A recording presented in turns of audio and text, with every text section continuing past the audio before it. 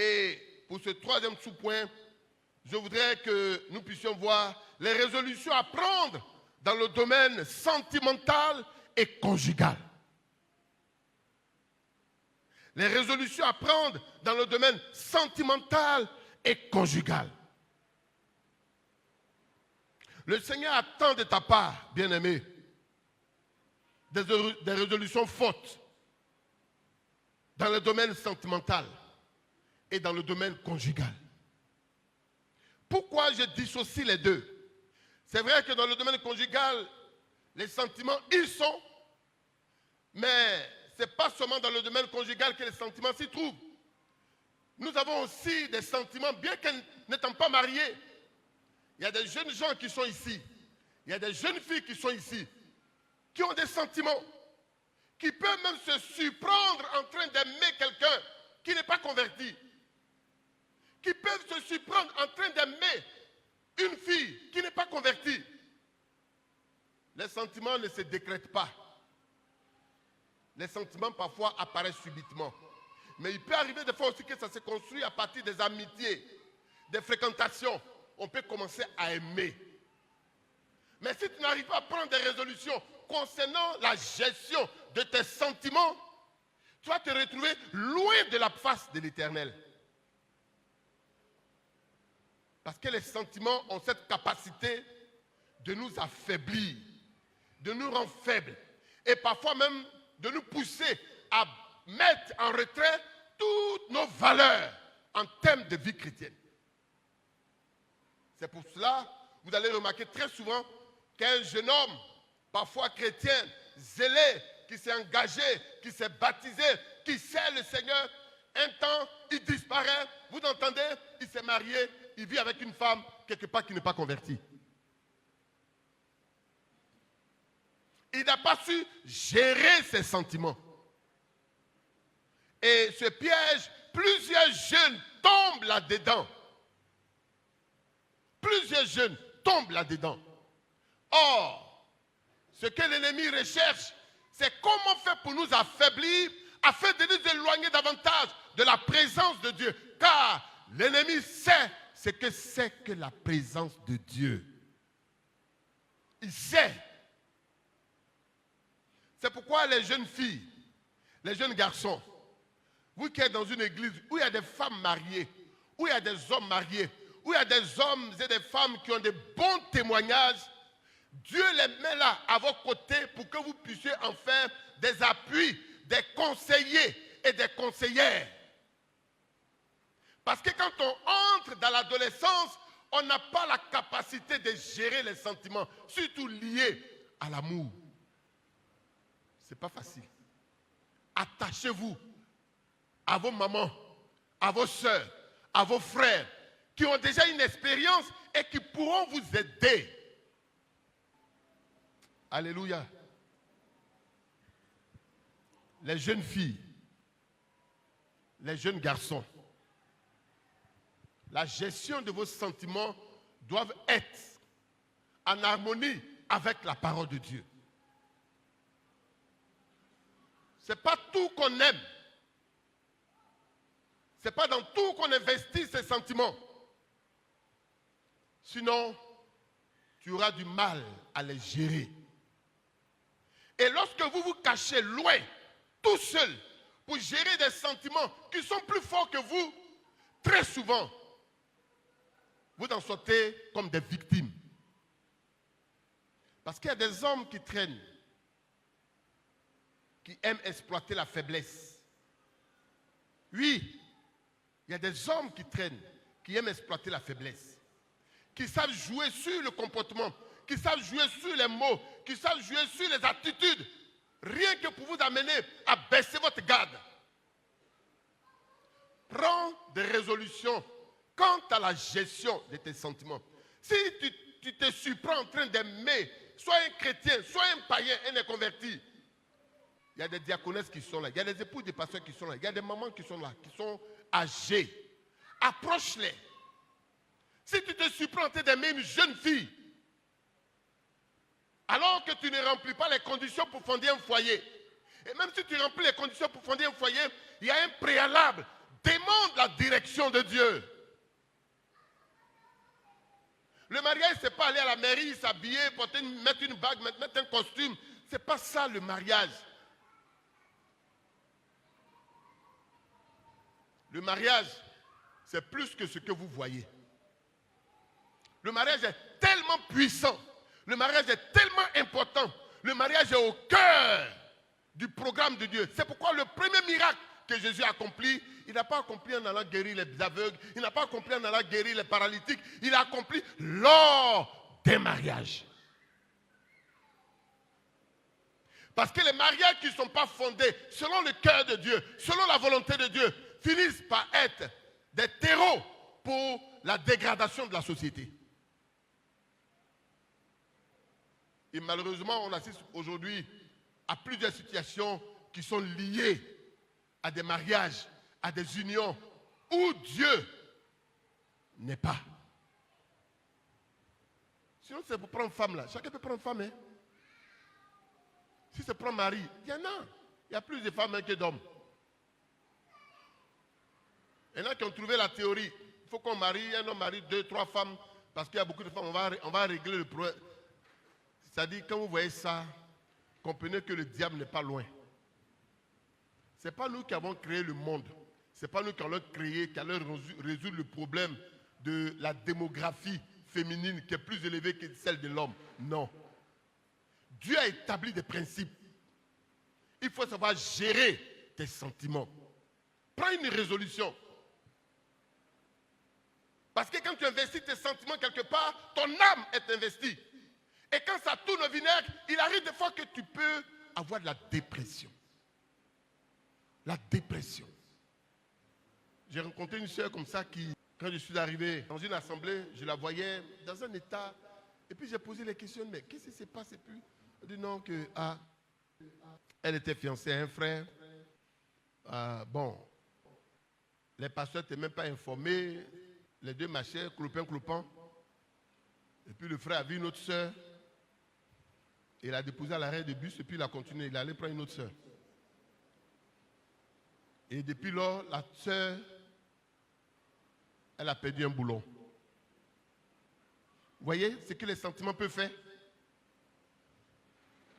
Vous voyez ce que les sentiments... Il ne suffit pas de dire je l'aime, il est beau, il remplit mes critères. Ce n'est pas de ça qu'il est question. Les hommes beaux sur la terre, ils sont nombreux. Chaque jour, les bébés comprennent ici, ils sont jolis, femmes comme garçons. Mais est-ce que c'est là-bas Dieu voudrait que tu investisses tes sentiments? Il y en a qui aujourd'hui sont en train de payer le prix des choix qu'ils ont faits sans tenir compte de la direction de Dieu. Ils sont en train de payer le prix. Que ce soit femme, que ce soit garçon. Parce qu'ils ont cru que ça suffit, il suffit seulement de dire je l'aime. Elle aussi a dit je t'aime. Bon alors on s'est mariés. Parce que quand tu aimes, c'est ton âme que tu engages. L'avenir, ta destinée. Et quand c'est mal géré, tu en sors perdant. Prends des résolutions, bien aimés sœurs, pour gérer ta vie sentimentale. Il ne faut pas aimer tout le monde. Il ne faut pas aimer le premier venu. Parce qu'il est venu, il sent bon, il a mis un bon parfum, il est bien coiffé, il est bien habillé, il a un beau style, il a garé une belle voiture, automatiquement. Allons-y. Tu sais où il va aller te faire dormir? Tu sais où il va aller avec toi? Tu ne sais même pas. Moi, je me souviens, comme je l'ai raconté ici une fois, quand j'étais encore jeune, aux alentours de 18 ans, 19 ans, j'allais en boîte de nuit. On allait en boîte de nuit. Mon grand frère et moi et mes petites soeurs. On passe par la fenêtre et puis on va en boîte de nuit. Et la nuit, on revient, on passe par la fenêtre, on rentre dans la maison. Pour nous, on estimait que c'était ça la vie. Et un jour, on est parti en boîte de nuit et j'y ai rencontré une demoiselle, puisqu'on était tous jeunes, qui est venue et quand on s'assoit ensemble, on a un endroit où on s'assoit.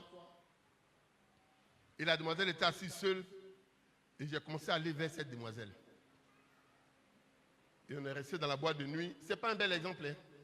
Mais pour vous dire qu'il y a des entités qui aujourd'hui prennent corps, qui traînent par-ci, par-là. C'est en cela que certains vont coucher même avec des revenants, des démons qui prennent corps. Parce qu'ils entendent je t'aime. Parce qu'ils entendent c'est joli. Et cette fille, nous avons passé toute la soirée en boîte de nuit. Et quand il était 4 h du matin, elle dit qu'elle va rentrer. Ok, je lui ai demandé, mais tu habites où? Elle a indiqué l'endroit où elle habite. J'ai dit, bon, je vais l'accompagner. Et je suis sorti de la boîte pour l'accompagner. Il faisait noir. Les rues n'étaient pas bien éclairées. C'était dans l'année 88, 87, 88. Nous étions dans une ville où les rues n'étaient pas aussi bien éclairées que ça. Et pendant qu'on y allait, c'est comme au niveau de la boutique qui est de l'autre côté. Pendant qu'on avançait, je ne sais pas comment je vais expliquer, mais celles et ceux qui ont été déjà en contact avec des esprits peuvent peut-être le témoigner. J'ai commencé à sentir un froid, j'ai commencé à être lourd, j'ai commencé à me sentir bizarre. Et on a arrêté, il dit, mais tu habites où? C'est un endroit. Ah oui, ce jour-là, je ne sais pas comment je suis retourné en boîte, mais je ne sais pas comment je suis retourné. Vous voyez, ces endroits-là, ça fait chic, hein? Il va en boîte de nuit, mais c'est des endroits où pilulent des esprits. Et la ville où nous étions, quand nous venons en vacances, la ville n'était pas grande. Donc on se connaissait, la plupart des jeunes gens qui allaient en boîte, on se connaissait. Et on allait par groupe, il y a un groupe, et nous, notre groupe, on s'asseyait là, et un autre groupe qui s'appelait. Donc on se connaissait pratiquement, nous tous. On jouait le maracana ensemble, on allait en boîte ensemble, donc on se connaissait. Mais cette fille, elle est... Et on ne l'a plus jamais revue dans la vie. Pour la première fois, il a confessé à maman, il dit, ah maman, on est parti en boîte là, mais tu as eu la chance. Tu allais partir avec Mami Wata, elle est partie. Quand on vous dit d'arrêter ça, Mami Wata, elle est partie. Les sentiments qu'on a là, si tu ne prends pas la résolution de les gérer selon la parole de Dieu, ces sentiments vont devenir un piège pour ton devenir, pour ta destinée. Les jeunes sœurs, les jeunes frères, prenez des résolutions. Que votre marche entre vous en tant que frères soit calquée sur la pureté dans les relations. Aujourd'hui, les gens ont désacralisé le sexe. J'ai même envie de dire démocratiser le sexe. Chacun peut l'utiliser à sa guise. Mais il ne faudrait pas qu'il en soit ainsi pour nous, les enfants de Dieu, car nous sommes un peuple à part. Ce n'est pas au milieu de la jeunesse chrétienne qu'on doit venir trouver les plus grands impudiques. Des sœurs qui avotent, qui passent du temps à voter. Et le jour où elles rentrent dans le foyer, elles ont du mal à avoir un enfant. Parce qu'elles ont passé du temps à commettre des crimes. L'avortement, c'est un crime contre Dieu. Alors, si vous clarifiez, vous purifiez vos relations et que vous prenez une résolution, vous allez marcher en tant que frères et sœurs sans qu'il n'y ait des choses à condamner dans votre relation. Parce qu'il y en a qui utilisent le piège des fiançailles, du mariage, pour détruire les sœurs, pour coucher avec les sœurs. Il approche une sœur, je vais te fiancer, je vais marcher avec toi. Et il lui donne il lui impose la condition. Si tu veux qu'on aille jusqu'au bout, il faut qu'on couche ensemble. Et les sœurs sont faibles. Elle a envie de se marier. Et comme elle a envie de se marier, elle va accepter à tous les coups. Et quand il finit de coucher avec toi, il trouve que tu n'es pas à son goût. Et dans la même assemblée, tu vois qu'il te laisse. Et puis il va vers Jacqueline. Quand le culte finit, c'est lui qui accompagne maintenant Jacqueline. Pendant que tu l'attends, il dit non, je viens. Il accompagne Jacqueline. Tu l'appelles, ça ne passe pas. Parce que tu n'as pas su gérer tes sentiments, tu allais les déposer dans la vie de quelqu'un qui n'est pas converti. Si un frère vient te fiancer et qui te donne la condition pour aller au mariage, s'il dit c'est pour coucher ensemble, prends tes tapettes, prends ta Bible, il faut quitter là. Ne vends pas la gloire que Dieu t'a donnée à n'importe quel prix. Il y a des sœurs qui en sont des victimes aujourd'hui. Même assemblée, 2, 3 frères ont couché avec elle parce qu'ils ont promis le mariage. Et à la fin, quand elle vient te fiancer, les autres qui ont couché avec toi, qui ont connu ta nudité, qu'est-ce qu'ils font? Ils se moquent de toi. Ils se moquent même du frère. Ah, vous pensez que c'est le mariage qui arrête l'impudicité? Qui vous a dit que c'est le mariage qui arrête l'impudicité? Qui vous a dit que c'est le mariage qui arrête l'adultère? Du moins, c'est la vie du sexe. Ce n'est pas le mariage qui arrête. Hein? Si tu n'es pas délivré, que tu rentres dedans, tu vas continuer ça. Et ça va t'envoyer dans la tombe. Et de la tombe, tu vas directement à l'enfer, sans passer même par le purgatoire. Ah oui. Ces choses-là, il faut en être délivré pour pouvoir entrer dans la présence de Dieu. Sinon, ça te suit. Le mariage n'a jamais réglé ce problème. Si quelqu'un dit que le mariage règle le problème de sexe, il ment. Ça, dites-lui que le pasteur le peut dire c'est faux. Ce n'est pas vrai. Si tu n'as pas pris la résolution, parce que c'est des moyens que l'ennemi utilise pour tenir en laisse plusieurs soeurs, plusieurs frères. Bien qu'étant mariés, elles continuaient. Aujourd'hui, ils ne sont plus ensemble. Lui, il allait quelque part, il allait refaire sa vie, il allait se remarier. Les jeunes sœurs, c'est pour vous. Les jeunes frères, c'est pour vous. Ne mettez pas de pression aux sœurs. Ne les faites pas chanter. Si tu veux qu'elle t'épouse, il faut qu'on aille ensemble. Et si on peut payer une chaussure sans l'essayer? Regardez des théories diaboliques comme ça. Non. La femme que Dieu a créée n'est pas une chaussure. C'est un être précieux, un être adorable, un être de gloire, un être qui a de l'honneur, que nous devons apprendre à respecter. Si celui qui veut t'épouser ne commence pas par te respecter dans les fiançailles et qui veut connaître ta nudité avant d'entrer dans le mariage, il est en train de te dire comment il va vivre avec toi plus tard. C'est le signal qu'il est en train de te donner.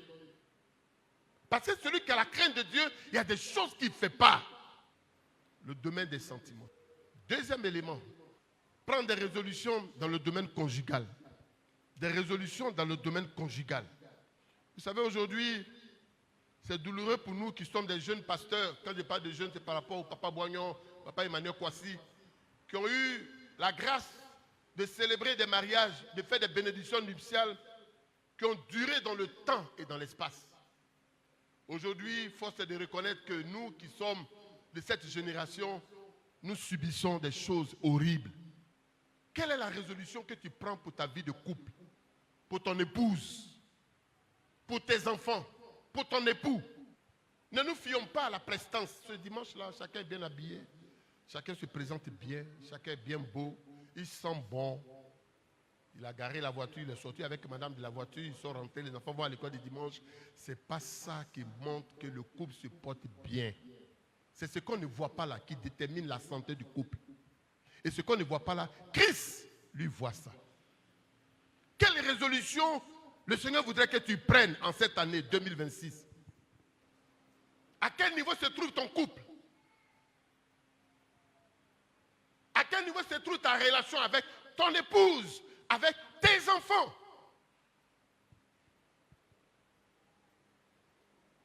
Il y a des couples qui couvrent un volcan qui est en éruption, mais ils mettent une calebasse dessus. Et quand ils viennent, ils sourient. Des hypocrites.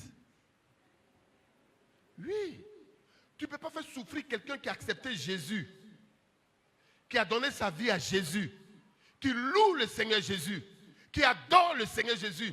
Tu es en train de le torturer dans le secret, et quand tu viens, tu ris. Salut frère, comment ça va frère? Ça va frère, ça va. Salut frère. Si ça va, oui, ça va bien. Eh madame, ça va aller à la maison. Mais tu es le diable. Ce que tu es en train de faire, c'est diabolique. Des couples qui sont en train de se détruire à petit feu. Et pourtant, ils ont confessé, je t'aime, je vais vivre avec toi toute la vie. Ils ont confessé à la mairie, ils ont confessé devant l'église, ils ont accepté de se mettre à genoux. On a prié en leur posant la main. Mais vous savez ce qui fait ça? Je vais vous citer. Le premier élément, c'est l'orgueil. C'est l'orgueil qui rentre dans des maisons, qui tient des personnes en esclavage, qui fait que beaucoup de couples passent par des moments difficiles. Proverbes chapitre 29, verset 23. Proverbes chapitre 30, verset 22. Prenez ces textes, lisez-les à la maison. Proverbes chapitre 18, verset 18. Proverbes chapitre 16, verset 18, autant pour moi. L'orgueil. L'orgueil. Le moi, moi on ne me fait pas ça, moi on ne me dit pas ça, moi on ne me fait pas ça, moi on ne me dit pas ça, moi. Tant que dans la bouche du conjoint. Il y a le moi, il est en train de faire le lit de l'orgueil. Toi, on ne te dit pas ça. Toi, on ne te fait pas ça. Mais tu as été esclave de Satan, non? Alors que toi, on ne te dit pas ça. Mais Satan t'a dit ça. Satan t'a dit de faire, puis tu as fait. L'orgueil. Deuxième élément, l'arrogance. L'arrogance, aujourd'hui, pousse beaucoup de couples dans le désordre et dans la déchéance. Le psaume chapitre 10, verset 4. Proverbe chapitre 14, verset 16. L'arrogance. Il y a des femmes qui parlent avec arrogance à leur époux. Il y a des femmes qui sont arrogantes. Elles ne savent pas parler à leur mari. Je vous dis toujours, c'est génétique, c'est inné. L'homme naît dans une posture de chef. On ne peut pas enlever ça. Même ta connaissance intellectuelle ne peut rien y faire. L'homme naît comme ça. C'est pourquoi dans Éphésiens chapitre 5, verset 22 et le verset 25, vous voyez que Dieu fait la part des choses. Il dit, femme, soumets-toi. Il dit, l'homme aime. Si tu es une femme qu'un homme allait prendre dans sa famille, qu'il envoyait à la mairie, qu'il est venu déposer chez lui, qu'il a honoré en l'épousant, et que cet homme devienne ta serpillère, c'est condamnable. Mais il y a certains frères qui, étant exacerbés, parfois donnent des coups. Ce n'est pas appréciable, ce n'est pas recommandé. Mais quand tu reçois le coup là, il faut savoir d'où ça vient. Il faut savoir quelle est la cause de ce coup que tu as reçu. Qui est à la base? Ce n'est pas le diable, hein? C'est ton arrogance. Ce n'est pas bon de frapper les femmes. Je condamne ça et je condamnerai ça tous les jours. Mais une femme qui est arrogante, elle détruit elle-même sa vie de couple. Parce que quand l'homme sort et qu'il entre, toute la fatigue des embouteillages, des PPP, de ceci, cela, la fatigue, on a crié sur le travail. Quand il entre, il aimerait entendre quelques paroles, juste quelques paroles. Bonne arrivée, chérie. Comment ça s'est passé ta journée? Le Seigneur te bénit. J'ai fait un jus pour toi. Apportez le verre, il est dans le jus du papa. Et puis il boit un jus glacé.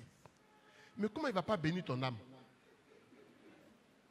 Si un tel homme, malgré que tu lui donnes ce jus glacé, tu penses, et puis il continue de crier, envoie-le chez l'ancien Digbé, on va prier pour sa délivrance. Parce que lui, il a besoin vraiment de délivrance. L'homme n'a besoin que de peu de choses. Les femmes, Internet fait que vous parlez beaucoup, hein. Mais c'est un piège. Parce que quand vous allumez sur Internet, il y a des coachs, il y en a qui sont coachs de ceci, coach de cela, coach de ceci. Et il y a des femmes qui passent des heures à écouter des personnes qui se disent coach. J'ai écouté l'histoire d'une coach un jour. Elle qui donne conseil aux jeunes filles, aux mariés, que, vraiment, si un monsieur est marié qui vient vers toi, il faut t'occuper de lui. Est-ce que c'est parce que sa femme ne prend pas soin de lui et qu'il sort? Donc toi, il faut t'occuper de lui. Ce n'est pas toi qui l'as appelé, il est venu. Il y a une qui a appelé un jour la coach. Pour dire la coach, vraiment, il y a quelqu'un là qui il me fait du bien, il est marié, il prend soin de moi. Mais moi-même, à un moment donné, quand je regarde, vraiment, je l'aime. J'ai envie même qu'il divorce pour m'épouser. En tout cas, il prend soin de moi. La coach dit, mais... Et puis elle dit, mais où est le problème? Il dit, non, qu'il est marié. Elle dit, mais c'est toi qui l'as appelé.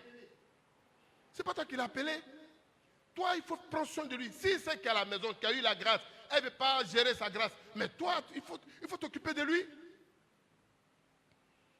Elle dit, ma coach, c'est ton mari. La coach dit, quoi? Tu dis quoi? Tu n'entends pas de quoi? Elle dit, non, c'est votre époux. Tu dis quoi? Non, mais coach, attends, non, mais tu veux qu'elle dise quoi? Coach, attends, non, ça ne passe pas comme ça. Elle dit, mais coach, tu donnes conseil aux autres. Elle dit, non. C'est-à-dire, elle a changé carrément, elle a viré. Hein. Elle est devenue désagréable. N'écoutez pas celles qui sont sur Internet. Écoutez la Bible. C'est le meilleur coach qui est là. La femme qui lit, qui médite la parole de Dieu, qui s'attache au Seigneur, elle va être une femme de gloire. Comme Proverbe chapitre 31 le dit, elle sera louée dans sa maison, elle sera louée dehors.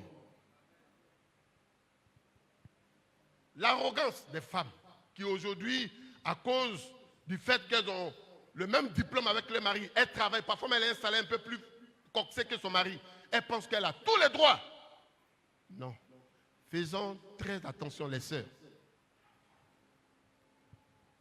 Le manque et le refus de pardonner. Il y a des gens qui sont assis là, qui ont gardé des rancunes. Les rancunes se sont fermentées. On fait l'alcool dans leur cœur. Et puis c'est là, ils entretiennent ça toujours. Refus de pardonner. Voyez-vous, tant que nous serons à deux, je vous assure qu'il y aura toujours des histoires. N'allez pas chercher ailleurs. Tant que vous êtes deux, il y aura toujours des histoires. Mais vous pouvez finir de régler un problème aujourd'hui. Et puis vous êtes réconciliés, ça a marché, c'est bien, c'est intéressant, vous riez. Le lendemain, il y en a un autre qui vient. Mais quand tu refuses de pardonner et que tu te mets dans une posture revancharde, une posture où tu mets tes intérêts seulement devant et que tu ne cherches pas la gloire de Dieu, ça sera difficile. Colossiens chapitre 3 verset 13 dit de nous pardonner, de même que Christ nous a pardonné, de nous pardonner mutuellement. Matthieu chapitre 6 verset 14 à 15. Autre élément, la méchanceté. Il y a des hommes qui sont méchants. Il y a des hommes qui sont méchants. Prends la résolution d'être un homme bon. Il y en a qui sont prêts à investir, donner à leurs cousins, donner à leurs cousines, donner à leurs nièces, donner à leurs neveux, donner à leurs oncles. Mais la femme qui est à la maison là, enlever 10 000 francs, 5 000 francs, peut-être lui faire un petit cadeau, juste même des tapettes, ils ne le font pas. Mais quand la femme sort, elle entend tous les témoignages de son mari. Vraiment, quoi là, il est bien. C'est quoi qui a permis de payer les cours de mon enfant là. Aujourd'hui là, il a réussi. Quoi, c'est un bon frère. Il dit, je devais couvrir ma maison. Il m'a envoyé 400 000 francs. Et puis il fait la toiture. Ton mari, elle est bien. C'est-à-dire, vous êtes en train de rendre témoignage à la femme de son mari, du comportement de son mari, mais un témoignage qu'elle n'a jamais vécu. Des hommes méchants, méchants et très méchants. Ils sont bons pour le dehors, mais méchants pour dedans. Même concernant leurs propres enfants, ils préfèrent investir dehors. Il y a des cultures comme ça. La culture matriarcale, chez nos compatriotes, nos frères, les Akans, est une culture qui a peut-être ses côtés positifs, mais aussi beaucoup de côtés négatifs. Là où il faut s'occuper des enfants de la sœur, des enfants du frère, des neveux, investir en eux, et puis abandonner ses propres enfants. Quand on est chrétien, on doit réfléchir. Alléluia. On doit réfléchir. La méchanceté. Prends la résolution d'être un mari bon. Prends la résolution d'être un mari bon. Un mari qui partage. La violence verbale. La violence physique. Mesurez vos paroles en tant que couple. Mesurez vos propos. Quand tu t'adresses à ta femme, vous savez, le constat que je fais, c'est qu'au fur et à mesure qu'on avance dans la durée du couple, on ne fait plus très attention au langage qu'on utilise. On a un langage très dur vis-à-vis de notre conjoint ou de notre conjointe. Mais nous devons faire très attention, les bien-aimés. Le Seigneur voudrait que tu prennes une résolution cette année. Quant à la gestion de celle ou de celui qui t'a donné pour que tu passes la vie avec elle ou avec lui. Le Seigneur voudrait que tu fasses très attention et que tu prennes une résolution. Pour ne pas que demain, tu sois amené à regretter. Il faut éviter la violence verbale. Il y en a qui insultent les femmes, toi comme ça là, imbécile, chien. Oui, hey. Vous ne pouvez pas imaginer. Hein? Il y en a qui insultent les femmes. C'est qu'ils ne pourraient même pas dire à la fille des maisons. Ils sont respectueux de la fille des maisons. Mais le langage est ordurier vis-à-vis de leurs épouses. Si tu insultes ta femme, sache que toi-même tu l'es. Si tu trouves qu'elle est une chienne, c'est que toi aussi tu es wow-wow. Parce que c'est le wow-wow qui se marie entre eux. Donc quand tu es en train d'insulter ta femme chienne là, tu es en train de dire que toi-même tu es chien, sans le savoir. Parce que l'homme ne marie pas chien. Donc si tu dis qu'elle est chienne, c'est que toi-même tu es wow-wow. Donc laissez la maison, allez-y habiter dehors, dans la rue. Vous voyez comment est-ce que c'est difficile à comprendre? C'est des langages qu'on ne doit pas trouver au milieu des chrétiens. Il y en a qui s'insultent devant les enfants. Ils font par là violence physique devant les enfants, violence verbale devant les enfants. Mais quelle éducation tu es en train de donner à ta petite fille, à ton petit garçon? Tu es en train de leur dire quoi? Quand vous allez grandir et que vous allez vous marier, voilà comment on se comporte. Les premiers référents des enfants, c'est qui? Ce sont les parents. C'est nous. C'est nous. Il peut arriver qu'il y ait des désaccords. Entrez dans votre chambre, fermez la porte. Parlez là-bas. Réglez vos problèmes. Et puis après, sortez. Épargnez aux enfants ce caractère difficile à supporter. Parce que vous détruisez leur morale, vous détruisez leur âme, vous détruisez leur esprit, vous brisez leur foi. Il faut prendre des résolutions en cette année 2026. Comment tu vas gérer ta femme? Comment tu vas gérer ton époux? Comment vous allez gérer votre vie de couple? Prends des résolutions. Dieu attend de toi que tu prennes des résolutions. Il y a des bénédictions qui sont bloquées juste à cause de la façon dont monsieur et madame ils gèrent leur vie de couple. Qu'est-ce que Jésus a dit? Si 2 ou 3 font quoi? Se mettre d'accord. Donc ça veut dire quoi?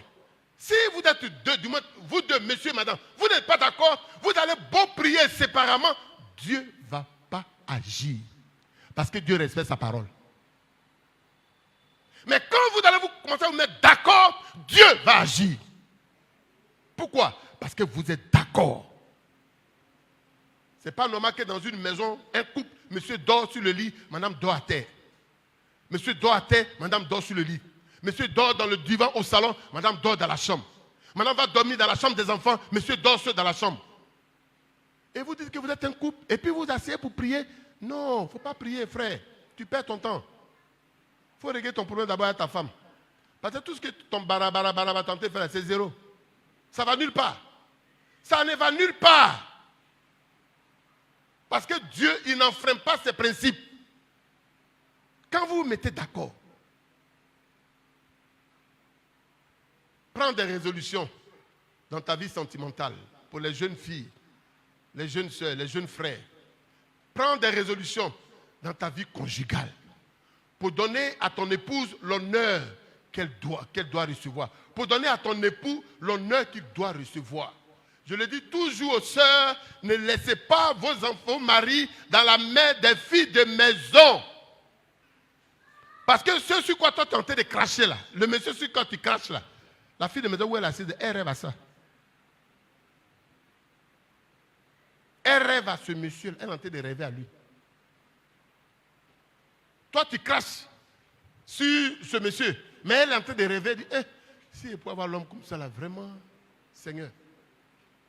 Donc ne laissez pas vos maisons, du moins vos époux, dans la main des filles de maison. Elles viennent pour vous aider, c'est une bénédiction de vous aider. Mais de là à laisser toute la vie de votre mari dans la main des filles de maison, c'est un risque. Il ne faut pas que la fille de maison sache se préparer plus que toi.